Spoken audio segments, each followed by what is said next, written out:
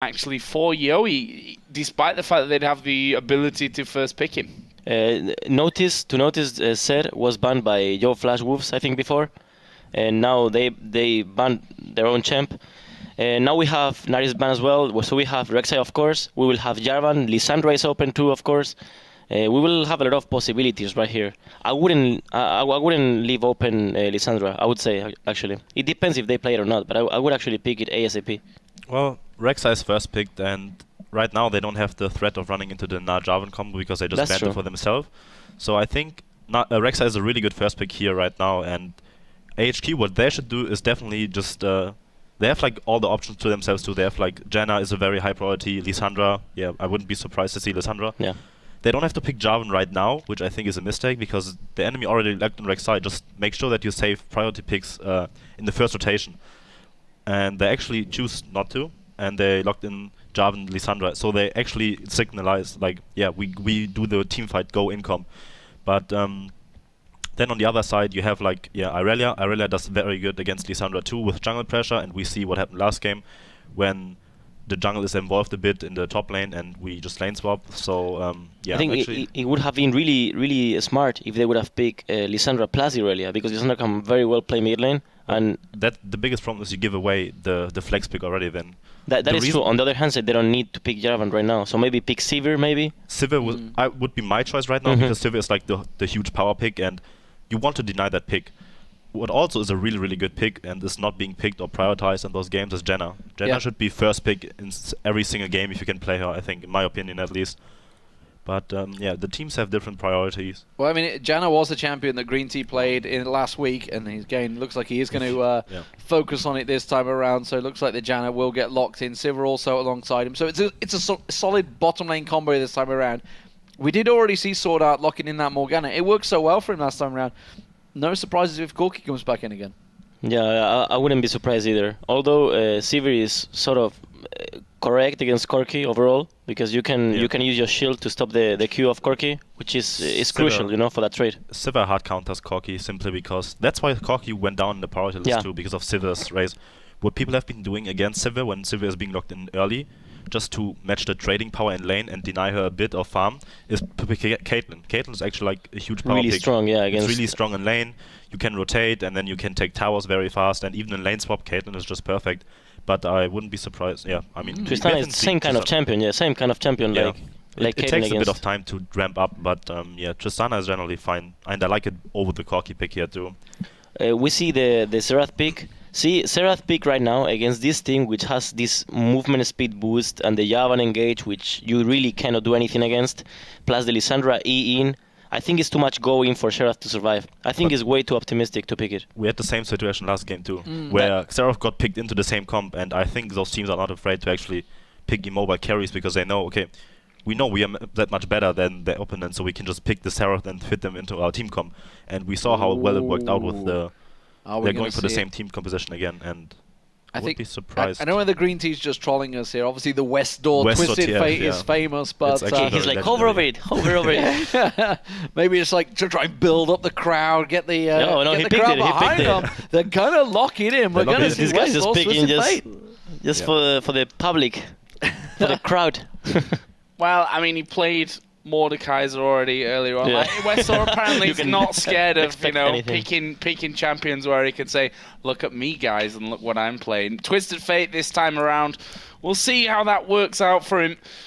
And well, I mean, it is his signature champion. So you know, comfort picks when you're behind in a best of 3 might be the way forward here for AHQ. The original ulti in there, and Zhonya's Hourglass just trolled the entire team. That was the man that started it all off. So pick commands locked in there. yoeFW going with, other than Tristana, in exact same team as the last matchup, and we saw how that worked out. It was I think 16-2 at the end of the game, 20,000 gold differential. Are we expecting to see the same here, or have AHQ come out better in the pick and bans? I believe Morgana is huge against this team, against TF, against Lissandra, against absolutely anything, you know. I think Morgana is so crucial pick right here. If they wouldn't have got Morgana, I would have probably told you otherwise.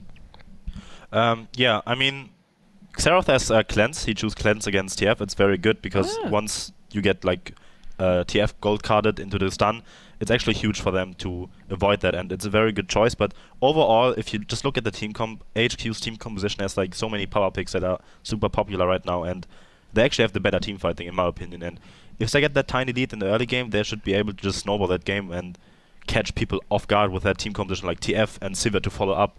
And they have so much movement speed, and if you just look at the catch potential they have in their comp like Jarvan, Lissandra, Ultimate, TF port, it's just too much to handle. And it highly depends on the early game again to see how this game works out. Well, here we go then. We are into our second game of this semi-final best of 3. Of course, it's the yoeFlash Wolves now moving over onto the blue side with a 1-0 lead. They have 1 foot in the final, Demon. It's exactly what I wanted to say at the end of game number 1, and this time I got it right. I like the little rave music we had at the start of it as well. It's like boom, boom, boom. Okay, we're going to the game. We'll get a bit of a rave in Taipei maybe when they get the matches underway. Anyway, let's give you a quick roster rundown. If you did miss game 1, if you've just tuned in, it is the early hours here in Europe, but over in Taipei, things are hotting up. For the yoeFlash Wolves, we have Steak on Aurelia in that top lane, Karsa on the Rek'Sai in the jungle, Maple on Xerath in that mid lane, and NL and Sword Art and the duo lane partnership on Tristana and Morgana. And of course on the other side for AHQ we have Ziv on Lissandra looking for a better start this time around. Albis on Jarvan, Westall playing his signature Twisted Fate and playing Sivir, and Green Tea, who was another standout player for AHQ if we look at their obviously changed now roster that they went into at Worlds. Green Tea was a part of that along with Westall, and other players are all changed since then. And well, AHQ need to come up big here, need 2 games in a row now. And well, the yoeFlash Wolves, they've come out, obviously have a 6-1 record in the LMS so far. And so far here, Intel Extreme Masters not dropped a map, beating the Bangkok Titans 2-0 and 1-0 up here against AHQ. Can they make it the perfect game trying to get through? We'll see if it works out for them. We do have the buddy system once again. This time around, though, we will see Ziv going in towards that top lane. He will again be in a 2v1 situation. But this time around, it is going to be Steak that's a long way from his lane. We do see An down the bottom on his own, getting his farm on, keeping the freeze on, as his NL in that top lane as well. So we see once again the 3-man stack moving around the jungle for the yoeFlash Wolves. And Westall here down to about half HP actually from this middle lane, and Maple just keeping his distance, just hammering away as much as he can. Yeah, doing a good job so far of landing those skill shots. And you know, in this last game we saw both mid laners burn flash early on, but there was never really any follow-up to either of those burnt flashes, funnily enough. It was kind of like, your flash is gone. There was no real pressure from the other mid laner, and the jungler didn't really pressure after that either. So we'll see if that's you know, a difference in this game, whether they try to focus a bit more on that mid lane. For sure, it's TF now instead of Karus. The good thing of Karus, I mean, the only good thing of Karus in lane is that you have a lot of range. It's probably the highest range of any hero. So you can play very defensive, and even when you have no flash, you maybe don't lose as many creeps, you know? We are seeing 2 versus 2 on the top side of the map. Support joining along there with Ziv. But look at this, they're going in for An already. He's going to be in all kinds of trouble. We'll have to use the summoner heal there and the flash. So both summoners down. That's very dangerous for your AD carry that's left completely alone in the lane. The AD carry of HQ, AN, actually committed a little mistake right there, which is attacking Irelia, allowing her to stun her. If she wouldn't have attacked, she wouldn't have need to flash for sure.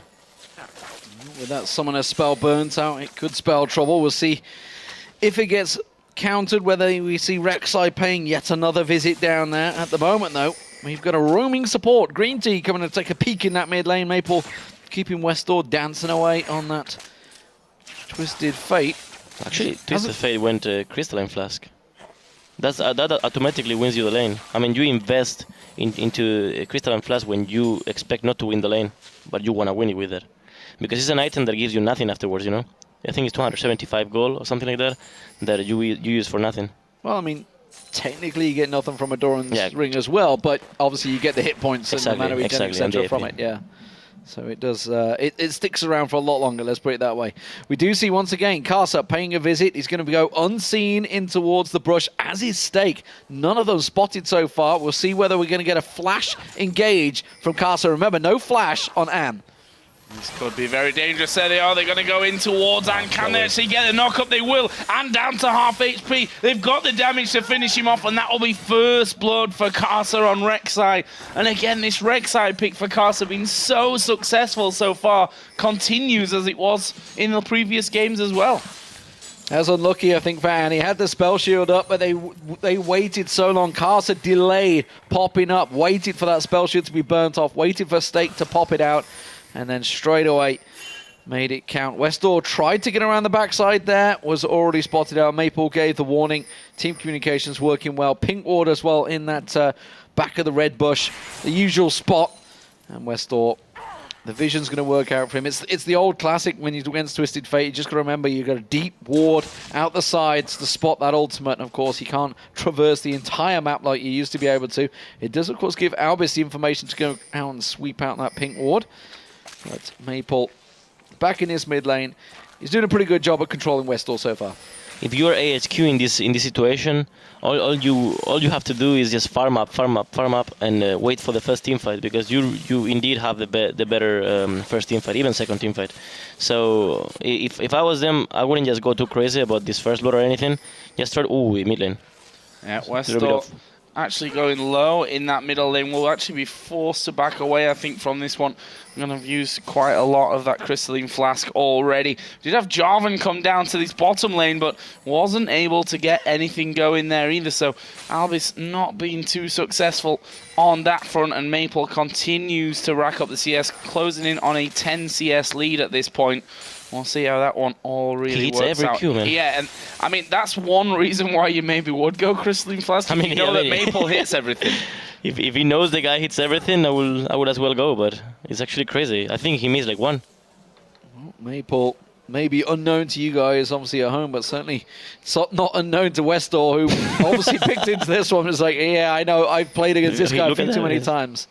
Yeah, he is landing everything right now. Stake's doing a very good job, actually, keeping up the CS. We can see the lanes can be frozen out here. And we have had a rotato. NL is coming down the bottom lane alongside Sword Art. So the AD carriers will be up against each other. That means, of course, it will be Ziv versus Stake. Very different case from the last matchup, though. They're going to be equal in farm. We'll see how that Lissandra versus Aurelia works out.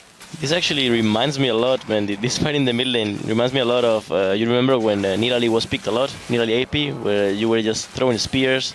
You have days, or you have games rather, that you hit literally every single spear, and you had games that you were completely useless and you lost the game alone because you didn't hit anything. And then you have games on Twisted Fate where you just can't pull the yellow card to save your life. Yeah, I mean, I know which day I have more regularly. So does Reggie, sure. Don't worry. Oh, we are going to see Albus finally making a move now towards his top lane. I'm just ignoring it all. And, well, it wasn't exactly well timed because Lissandra pushing that wave out thoroughly, and it means that Albus has to do a roll around the top side. He's going to be waiting in that brush, though. We'll see if he can actually get in. I'm not sure that Stake needs to move at this point. They know where he is. I think he went past his ping ward, but look at the blue buff. They've immediately gone straight in and said, well, if you're away from this, we are going to steal away your blue buff. So Karsa in there. We'll see whether they manage to keep a hold of their own, as it were. But that's actually going to hurt Westall quite severely. Yeah, this is actually huge because TF, TF will not go Athens and Holy Grail. Therefore, he will need the blue buff because TF needs to be close range with the blue card, and sometimes you really cannot do that. So it's not reliable. Therefore, he needs the blue buff. This is huge.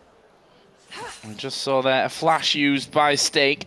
Did flash away from the flag and drag. Yeah, they're on that bottom side of the map here. They've already started off and have got halfway through the health bar of the dragon. Only Janna there, and we'll peek out and say, oh, guys, they're doing dragon. It's already gone here, though. And that'll be the yoeFW Wolves continuing as they went in the first game, dominating the dragon control. They'll pick up the first here as well. They're much quicker at reacting. As soon as they warded Albus in that top lane, they suspected he was there because they went and took the blue buff so easily. They had it on the timer. And then they go and ward him out and say, he's up in the top lane. Instantly, you saw yoeFW Wolves react, go straight for dragon. AHQ were nowhere near responding to that. Green Tea got close, so they have the timer. But other than that, yoeFlash was completely in control again. I have a question. Did they see actually Jarvan top lane, or did they expect him top lane? I think they expected. I mean, yeah, that was a great job by Irelia then. Yeah. It was really good. I mean, that was just won by Irelia. This kind of work in the top lane that people don't realize from home is crucial. You know, you can see how good a top laner is by these kind of things. And actually, if you looked at it, he had that ward on him the whole time. You know, the trinket was up. He waited until the blue buff had gone. I think they obviously suspected it from a long way away. I didn't see whether he passed this pink ward in the no, river. he came from I don't think he did. He came around the back. Yeah, so so just pure game sense, effectively. Yeah, it's really good by Irelia. Is in there, and then obviously waiting to put the ward down. It's like, we've already stole the blue buff away. Now we'll go, yeah, we know you're here. By the way, we've just taken everything from you. So working very well for them so far. Of course, Westall, don't forget, on that Twisted Fate, can join those fights in the top and bottom lane. So effectively a 2v1 contends with 3v1 very quickly. But Stake playing very ballsy in that top lane, pushing it once again as Albis tries again for the gank. But Rek'Sai is nearby, ready and waiting. He's going to go straight face taking into this one. Yeah, this could be interesting, actually. We'll force a flash already. The ultimate out there, though, from Ziv. And there goes the patch. Yeah, there we go. And we're going to see Twisted Fate now coming up towards his top lane. The yellow card is going to come really out. good. The knock-up chained in there as well. Good little stump from Stake, but it won't keep him alive. Ziv will pick up his second. A complete contrast to Ziv's first game in this best of 3. And judging by the crowd shouts, it's clear that AHQ Yes. are favourites in this one. They are happy that Westall finally got something on the board. It was only an assist, though, and it did give Maple all this free time on this mid turret, and he's completely made use of that one, chunking down that tower. Westall is going to come back into lane, going to dodge, sidestep. Now he's going to land the gold card. We'll get a bit of damage of his own on towards Maple. This is not going well for Maple. Westall, can he pull the card? Oh, Sword Art trying to bait him in, trying to draw him closer. Has still got ulti, remember. Sitting on that one, Sword Art just going to hold out there. Didn't pull the trigger, so that was patient play from yoeFlash Wolves, I think. Trying to bait Westall closer to the bush. It's funny because the crowd didn't actually cheer for the 2v1. They cheer for the TF, you know, just when he came. Oh, this could be dangerous, though. Wild cards coming out. We'll basically go straight down the middle of Maple and Sword Art. Not getting quite the range to get the gold card off damage, man. in time there. And yeah, Westall, I mean, Morella Nomicon in there already is going to cause problems. Same could be said for Xerath, though, when he lands his spells, which, to be fair, he's been doing a great job of so far. That certainly is causing a few bruises as we see them moving up once again towards that blue area. Probably just going to get some wards down there. See, they stole that last blue away, and they're going to be ready for the next one. You know, for Ionian Boots TF, this is telling you a lot about his game plan, actually. He wants to be very mobile with the ultimate. He wants to create a lot of pressure by just having the ultimate. That 15% cooldown reduction plus the Morel Nomicon 20%, you already capped that almost, you know? I mean, no, actually, you already capped that with the Masteries. So that's actually huge. Yeah, 38.75, pretty down close. Gets that blue buff on him. He's going to be completely capped out. Stake is going to get dived on this bottom lane. I don't think he's going to get an escape from this one. And that was another clean kill for AHQ. That combo is just so deadly. There's no way you can survive that. It's too much CC chain. Then you have the ultimate of Jarvan on top of that in case you're going to survive. No way, man, no way. It's really, really strong. Yeah, I mean, even if you're running a cleanse like Xerath is, you cleanse yourself out of the one stun, but then you get knocked up anyway, and then you're stuck inside Cataclysm, and yeah, you're not really getting away from that whatsoever. So AHQ leading the way this time on kills and gold. They're going to be taking, not this wave maybe, because we see NL coming back into that bottom lane. Tower is very low though, so that's a mistake, I think. That's a mistake, because once you have TF, this, well, you can say fair or you can say doing well, you know, you want to start creating pressure all over the map. So getting this tower can be really crucial. Then you base, then you go mid lane, or you start roaming with Janna with the movement speed. It can make so much more impact than getting 6 more creeps, you know. Let's see if Xerath decides to go for this one. Blue buff's being started off by AHQ. Whether he's going to try and use that ulti, no. Rek'Sai just tried to steal it away instead. He actually went to Albis. That's a mistake. Westall didn't get the blue buff, so they had to close that one out. And still doesn't get it, so 2 times running. That's the tower going down in the mid lane. Of course, Maple was working his way in it, making use of the fact that he'd moved away. So that ward working well, not only putting pressure, stealing away the blue buff, also taking the turret. They will lose the top one, though, in reaction there as Ziv finishes off. Look, I had a theory with the junglers. You remember when they had this mastery that that did a little bit of damage to the camp, and they got the blue buffs, and they tell you, I'm sorry, yeah, this is the mastery that got the blue buff, and now there's no mastery like that, you know. So they're actually getting the blue buff because they attack the blue buff. So I'm really getting tired of this shit already. Wow, say what you really feel. No, yeah, Dexter, it's all your fault.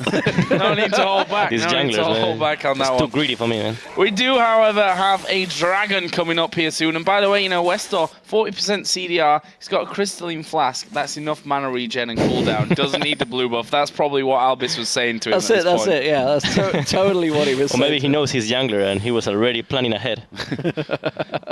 Well, greedy jungler. There's a 3-man stack, actually, AHQ in that mid lane.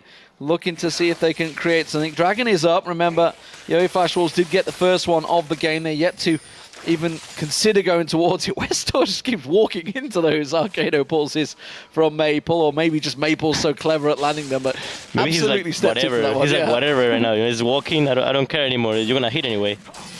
Well, it's just added a needlessly large rod in there, so gonna have some nice little power coming into this next fight. We are seeing a bit of damage onto that bottom turret. They're pinging now towards Dragon. They know that Twisted Fate's gone. Does have Destiny available though, so he can join in. Lissandra has TP as well. There is the Destiny going to be used. Jarvan Wait for Lissandra. Yeah, Jarvan's nowhere near that one. So this Dragon is going to be going down bearing some miraculous steel. It won't happen for them. They're going to dive straight onto Westor. He will actually flash there, but he's finished off by the ultimate of Maple. And now he can throw the rest of them towards Green Tea, who will be ticking away. Ultimate running here onto Sivir. She has to flash away as well. So really costly there. Losing out on the Dragon, losing a kill as well. 2 mistakes. One from Jarvan, his positional mistake, is really common in junglers because they want to clean camps. No, I'm sorry, Dexter. You don't commit this mistake, I guess, but junglers tend to commit this mistake quite a lot, you know, and of not being in time in Drake, etc. And then another mistake, TF pulled out Misaya without Zonias and got one-shotted. Pulled out a Messiah or a Westor, whichever you prefer. Pulled out himself. That just sounds wrong. Don't say that. Yeah. But anyway, back to the game. You finally caught on, though. Good. But yeah. So NL bottom lane got himself that static shift complete. Long way off from any damage though. Infinity Edge still not completed by Anne either. And I always wonder when you obviously we do see these fights, these dragon fights going in there. It's like, have the AD carriers got the items complete? Clearly, neither of them really wanted to go in for that fight. The mid lane is like, I've got items, I'm good to go. Death Cap almost completed, though, by Maple after that one. And of course, big changes to that dragon. You don't get that gold stacked in there. You do still get the experience. And, of course, the stacks. That's the big thing. And at the moment, yoeFW, they seem to be, while they're losing out and technically team fighting, we've seen obviously the ganks in the top lane. When it comes to the tactical play, they just seem steps ahead of AHQ. Yeah, and I think you're right with your dragon point there that, you know, now the gold kind of lies a little bit to you because of the stats that the dragon goes for. We are seeing NL here having to go on the support, and it looks like we're going to see Albus coming in there as well. He has to flash away, but he's going to be dead here, I think. No, it's not enough ticks onto him. They managed to kill off Green Tea. Albus will be going low. He's now finished off. Whoa, Tristana, I'm not sure why you've just jumped back into that one. Anne's actually, I think, going to get finished off by Xerath, but that's a double kill coming out there for Anne. Let's now see if Westor can do anything. He's got no mana. He pulls the blue card, so he doesn't get the stun. He gets some mana back, though, and he's going to walk away from it. Ziv had come down, and they didn't want to keep fighting. He's a good TF, I can tell. But this has left the top lane open, and that means State can push that one. So while they manage to calm down and hold off and keep the kills going, it is going to gift the second turret of the game to yoeFW. Much closer game than the first matchup, where yoeFW dominated AHQ. Definitely starting to put a bit of fight up for this one. Yeah, I see this game much closer, actually. And now, in this moment, is when we are actually going to realize who, I mean, if AHQ knows how to synergize between the jungler and the support and get wards in the opposite jungle, or not. This is the exact moment, you know. They are playing against Morgana Xerath, which is really hard to ward against, because if they have vision of you, you're going to either die or drop to 20%. And we will actually see how they do it. It's a hard task, actually. Oh, severe damage. What the hell? They're not giving him blue buff, you know. Maybe you're right. You see the HP of Morgana? That was one attack. I mean, 2 attacks and 1 Q of Sivir. So Albis took the blue buff again. This time around, they're not even giving it to him. Like, Westdoor was off in the top lane. So. Well, like, whatever, just take it, you know? Yeah, I mean, I hate it when those mid laners aren't in time for the blue buff, so you have to take it yourself, you know? You need this last minion, you know, for the words, etc. Or for the amplifying tome, rather. 2 sides to every coin. Yes, that's true. Just saying. Yeah. So let's have a look down some items here. Once again, Death Cap done there for Maple. That's a dangerous 3-0-1 on the mid lane. There's a bit of a stack in the bottom lane as well, where Albis is just waiting, seeing who actually decides to come through, and the Howling Gale misses, which means they're probably not going to be too much, unless NL steps too far out here. No flash for Jarvan though, so he can't make up that extra ground. Actually, if Janna would have hit that Q, Morgana would have dropped very low. Oh, here we go. Teleport comes in. Everybody piles in. Green Tea goes down. Ooh. We do see coming around the side. NL runs away from this one, but that's going to be Karsa completely pinned off. It's going to be a 1-for-1, a support for jungler. And AHQ going to keep on pushing on this one. It is leaving the mid lane open. We do see Maple pushing in there, but that will be the bottom turret going down. The question is, will they keep pushing, or will they try and head off Maple? Oh, they might actually get more kills here. NL going very, very low. Will get finished off. Albis will pick up that one, and he manages to lock up Stake inside the Cataclysm as well. Swordart can't stick around for this one, and this is going to be an inner turret trade. We're seeing the bottom one going down. The middle inner turret has gone down on the other side. Maple's actually still pushing. He'll probably not push for longer when he sees that Janna is actually there. Yeah, we can see him now backing off. So inner turret for inner turret, but kills going the way of AHQ. No, normally, the second mid tower is worth more than the second bottom tower. Although, when you have TF in your side, you want to get as many tier 2 towers as possible, because then it opens up the game, right? And if it comes to late game, TF is always bound to win against those opened up areas. Well, we'll see if it works out in their favor. It doesn't mean, of course, Sonya's hourglasses are being stacked out soon. Ziv and Westdoor very close to completing those items. They've got identical items across the board so far. We do also have a fair amount of damage starting to get in towards the AD carriers, so let's not forget NL is going to start coming into this game as the levels progress, as the Tristana always will. And at the moment, with the dragon spawning in just 5 seconds time... This is a huge fight, man. This is going to be a huge fight. This is the one that counts. This is the team fight they absolutely need, and everybody is heading that way. Oh, Stake's backed away. He's got his TP up, though. Yeah. To be fair, yoeFW... Ooh, the damage. Mid. Oh, where are we going? There's a camera finally joining in. Westdoor actually getting caught between 2, but Swordart will flash away. It's enough to actually finish off there. Westdoor gets the last second. Zonya's Maple being forced completely out of the fight, but here comes the rest of them. Stake going low. Albis inside of the Cataclysm might go down. As they see on the backside, Rek'Sai cleaning up, and that's a 5-for-0. Yoe actually surviving completely there. They're going to go straight towards Baron. And they look ecstatic about it.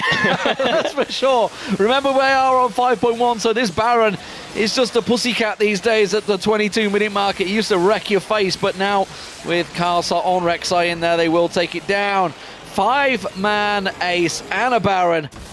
We talked about that. This is the team fight. This is the one that's going to tell, but wow. But there was no team fight. This is, like, out of every possible outcome, this is probably the outcome I expected the less, you know, because if I was about to say, if I was Wolves, I wouldn't even fight this, and I would just go top lane and get deep vision, because they're gonna get wrecked in a team fight. But there was no team fight. And look at that, the power of Rek'Sai as he just ulted straight to his tunnel.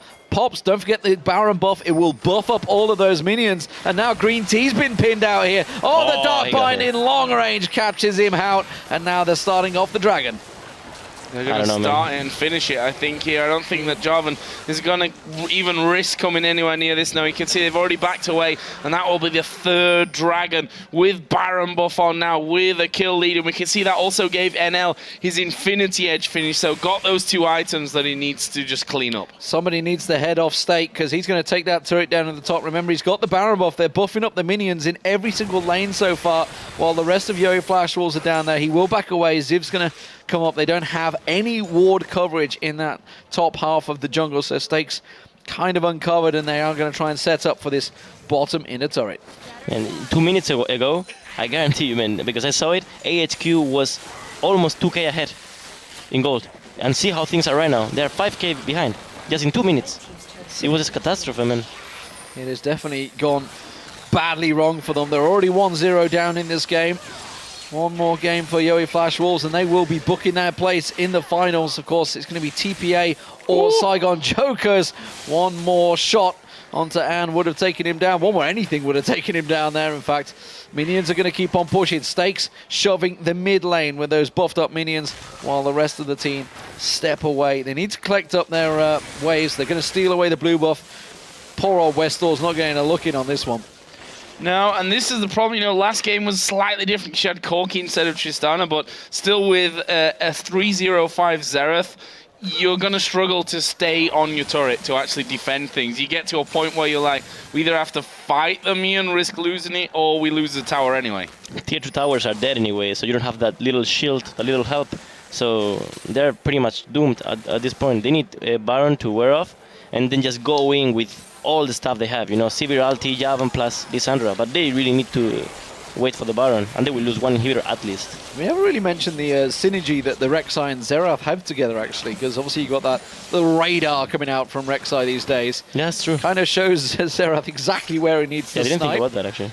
And it does, of course, mean the inhib is... They didn't get it down, did they? They didn't get it down, but they're going to go in. Yeah, Jarvan on top of them there, but he's going to die before they can do much. That's a great monsoon from Green Tea, but will it keep them there long enough? We see Anne popping his ultimate. I think they're going to get Karsa. In fact, it looks like he will just stick around and be the sacrificial lamb. It'll take them forever to actually kill him off. And now Westall chasing into that. He'd already used the Destiny. They get a 3-for-1, so they've managed to keep the inhibitor alive. That was perfect, man. Imagine if they do this when they're even or little ahead. It's just ridiculous the amount of damage they have. They can still win this game, which is really good. I mean, this is the big problem, that the fact that Stake wasn't there the entire fight. It was a 4v5. He did go back and shove down that top turret. Didn't, I think he picked it up in the end there. Yeah, he did. Managed to finish that one off. So it was a 4v5, but it gives AHQ another foothold to get back in there. You talked about the gold differential. It's a 7,000 gold differential still, so they've got a long way to go to get back in there, but there is signs that it is possible. Of course, with that double Zhonya's Hourglass now completed, Ziv is going to throw himself into those fights, give himself that freedom. Westall is going to be looking to use that Destiny to get around the back, to make those picks onto either Maple or NL. And maybe, just maybe, when the next Baron comes up, they're going to be in a position to fight for it. Anyway, they have to play the way they played with Irelia split pushing anyway. Irelia's a split pusher. Look at the items of Irelia. She has no armor yet. Therefore, she cannot tank tower hits. Therefore, she's not able to group with the team. So she needs to keep split pushing. What yoeWolves needs to do, they need to play as more defensive. In the meantime, she's not in the tier 3 tower. Tier 3 or tier 1? How is it called? The last tower. 3. I just call it 3, right? I just call it inhibitor. Okay, the inhibitor, yeah, right. So when she's there, then they're free to push, but not before.